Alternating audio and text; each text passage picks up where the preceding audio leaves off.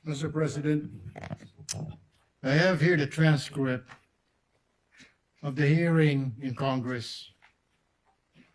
Hindi ko po maintindihan bakit parang dito hirap na hirap po siya magtagalog when in fact sa Congress po noong November, Tagalog naman po ang sagot niya. Ang tanong po sa kanya ni Congressman Luistro, payment of incentive, 11 po. Would you know whether this amounts would total 120 exactly? Yes, ma'am. Gitotal ko po yan, ma'am. 120 million po. It's all puro Tagalog, Mr. President. Well, what is this? I mean, mabuti po sana pati yung discretionary, and she's a government official, she doesn't know what discretionary means is. I mean, what it means? Dito po, puro sumasagot naman po siya. English, Tagalog. Yes po. Are you aware? Opo.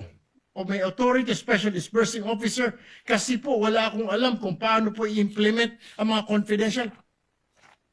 Mr. President, tama na po itong panluloko sa atin. Please, Mr. President, compel this witness to talk in Tagalog. Kahit po yung mga Bisaya po nakakaintindi ng Tagalog, nakakasalita ng Tagalog, ano tayo sa ibang bansa? Ano tayo, mga Hapon, mga Chinese? I know, Ms. Witness, you can understand Tagalog, you can speak Tagalog, dahil nandito po ito. Ilang pahina po ito. Tagalog po yung sagot po ninyo. English po, sumasagot kayo. Tinatanong kayo ng English, sumasagot po kayo. Bakit ngayon parang hirap na hirap? Kailangan i-translate sa Tagalog, sa Bisaya, sagot, Tagalog, Bisaya, Tagalog, Bisaya.